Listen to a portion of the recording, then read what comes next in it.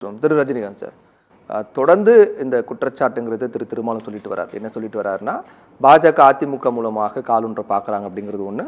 ரெண்டாவது, திமுக கூட்டணி உடைக்க சதி பண்ணிட்டு இருக்காங்க ரெண்டு.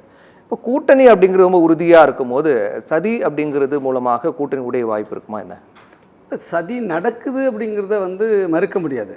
அதாவது 2021 தேர்தல்லையே எங்களை அந்த மதசார்பற்ற முற்போக்கு கூட்டணி, எங்களுடைய கூட்டணி, அதுக்கு தலைமை ஏற்பது திராவிட முன்னேற்ற கழகம். அந்த கூட்டணியை உருவாக்கிய பங்காளர்கள் நாங்கள் ஒருத்தர். திமுக ஒரு கூட்டணி அறிவித்து நாங்கள் போய் சேர்ந்தலாம் இல்லை. நாங்கள் திமுக, கம்யூனிஸ்டுகள் உள்ளிட்ட கட்சிகள்லாம் சேர்ந்து உருவாக்கினதான் மதசார்பற்ற முற்போக்கு கூட்டணி. அந்த கூட்டணி 2019 மிக உறுதியாகவும் மிக வெற்றிகரமாகவும் இயங்கிக்கிட்டு இருக்கு. அப்போ அதில் எப்படியாவது இப்போ இவர் சொன்னார்ல, இப்போ மணிகண்டன் என்ன சொன்னார், ஃபெவிகால் போட்டு ஒட்டி வச்சிருக்கிறோம், நாங்கள் வரமாட்டோம் அப்படின்னு சொல்கிறோம். அதான் உங்களுக்கு பிரச்சனையே.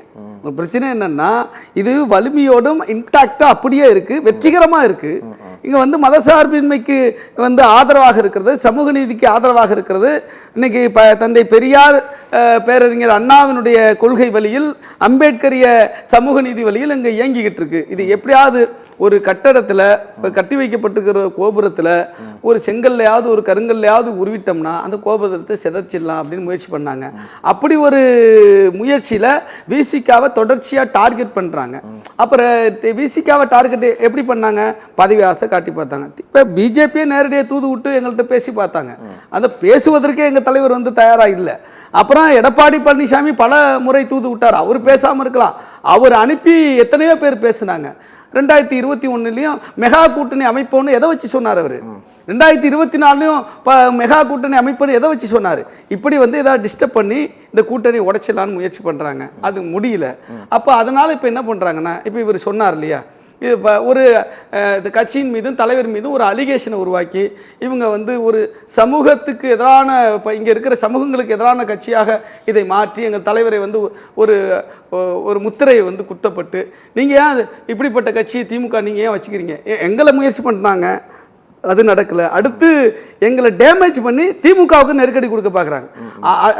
அதுதான் இந்த ஏர்போர்ட் மூர்த்தி விஷயமா இருக்கட்டும், ஆதவ அர்ஜுனா விஜய் நிகழ்ச்சிக்கு கூப்பிட்டு போகலன்னு ஒரு பெரிய விவாதத்தை கிளப்பினதாக இருக்கட்டும், இன்றைக்கி இந்த ராஜீவ்காந்தி அனுப்பி பாலிமர் டிவி போன்ற டிவிக்கள் அதை திட்டமிட்டு பொய் பரப்புறதா இருக்கட்டும், இது தொடர்ச்சியாக அடுத்த முயற்சி திமுகவுக்கு நெருக்கடி கொடுப்பது, இவங்களை வச்சிக்க கூடாது நீங்கள் என்று எங்கள் மீது அவதூறுகளை பரப்புவது தான். இப்போ மணிகண்டன் சார், அவருக்கு நான் பதில் சொல்லி ஆகணும். என்னென்னா, என்னகிட்ட ஆதாரம் இருக்குது சார். இப்போ புதிய ஆதாரம் வந்துருச்சு.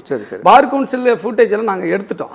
அவர் திட்டமிட்டு தான் அவர் வந்திருக்காரு.